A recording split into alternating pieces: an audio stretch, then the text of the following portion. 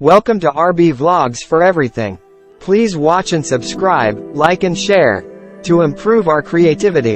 Let's start. Sai ബാബയുടെ മാതാപിതാക്കളോ ജനനത്തീയതിയോ ജനനസ്ഥലമോ ആർക്കും അറിയില്ല.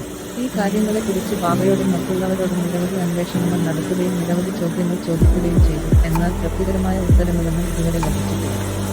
ഈ കാര്യങ്ങളെക്കുറിച്ച് ഞങ്ങൾക്കൊന്നും അറിയില്ല. നാന്ദയും കബീറും സാധാരണ മനുഷ്യരെ പോലെ ജനിച്ചവരല്ല. അവരെ ശിശുക്കളായി കണ്ടെത്തി. വീണ്ടും നദിയുടെ തീരത്ത് തോണായും കബീറിനെ ഭാഗ്യവതി നദിയുടെ തീരത്ത് കമാലും കണ്ടെത്തി. സായിബാബയുടെ കഥയും സമാനമായിരുന്നു. തന്റെ ഭക്തർക്ക് വേണ്ടി ഷിർഡിയിലെ ഒരു വേപ്പമരത്തിന്റെ ചുവട്ടിൽ 16 വയസ്സുള്ള ഒരു ആൺകുട്ടിയായി അദ്ദേഹം ആദ്യമായി സ്വയം അവതരിച്ചു. അന്നും അദ്ദേഹം ബ്രാഹ്മണജ്ഞാനം നിറഞ്ഞവനായി കാണപ്പെട്ടു. സ്വപ്നത്തിൽ പോലും ലൗകിക വസ്തുക്കളോട് അയാൾക്ക് ആഗ്രഹമില്ലായിരുന്നു. അവൻ മായയെ പുറത്താക്കി മുക്തി മോചനം അവന്റെ കാൽക്കൽ സേവിക്കുകയായിരുന്നു. ഷിർഡിയിലെ ഒരു വൃദ്ധ അവനെ ഇങ്ങനെ വിശേഷിപ്പിച്ചു: ഒരു ചെറുപ്പക്കാരനും സുന്ദരനും മിടുക്കനും വളരെ സുന്ദരനും. വേപ്പിലയുടെ ചുവട്ടിൽ ഒരു ആശാനിൽ ഇരുന്നാണ് അദ്ദേഹത്തെ ആദ്യം കണ്ടത്. ചൂടും തണുപ്പും കണക്കിലെടുക്കാതെ കഠിനമായ തപസ് ചെയ്യുന്ന ബാലനെ കണ്ട് ഗ്രാമത്തിലെ ജനങ്ങൾ അത്ഭുതപ്പെട്ടു. പകൽ അവൻ ആരുമായും സഹവസിച്ചില്ല. രാത്രിയിൽ അവൻ ആരെയും ഭയപ്പെട്ടില്ല. ഈ ചെറുപ്പക്കാരൻ എവിടെ നിന്നാണ് വന്നതെന്ന് ആളുകൾ അത്ഭുതപ്പെട്ടു. അവന്റെ രൂപവും സവിശേഷതകളും വളരെ മനോഹരമായിരുന്നു. വെറും ഒരു നോട്ടം അവനെ എല്ലാവർക്കും പ്രിയങ്കരമാക്കി. അവൻ ആരുടെയും വാതിൽക്കൽ പോയില്ല. എപ്പോഴും വേപ്പമരത്തിന്റെ അടുത്ത് തന്നെ ഇരുന്നു. ബാഹ്യമായി അവൻ വളരെ ചെറുപ്പമായി കാണപ്പെട്ടു.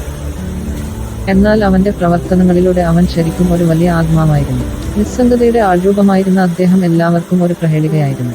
ഒരു ദിവസം കണ്ടോപദേവൻ ഒരു ഭക്തന്റെ ശരീരം കൈവശം വച്ചപ്പോൾ ആളുകൾ അവനോട് ചോദിച്ചു: ദൈവമേ, ഈ കുട്ടി ആരുടെ മകനാണെന്നും അവൻ എവിടെ നിന്നാണ് വന്നതെന്നും ദയവായി ഞങ്ങളോട് പറയും.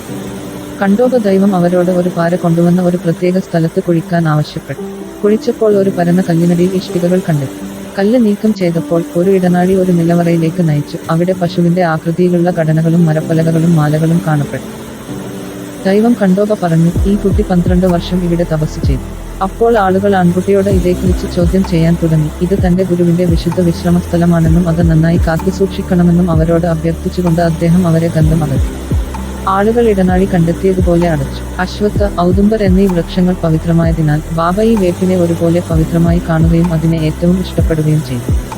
മഹലസാപതിയും മറ്റ് സിദ്ധി ഭക്തരും ഈ സ്ഥലത്തെ ബാബയുടെ ഗുരുവിന്റെ അന്ത്യവിശ്രമസ്ഥലമായി കണക്കാക്കുകയും അതിനു മുമ്പിൽ പ്രണാമം ചെയ്യുകയും ചെയ്തു.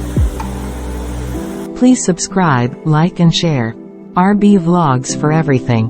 Follow on blog, Facebook and Instagram for help us to improve our creativity.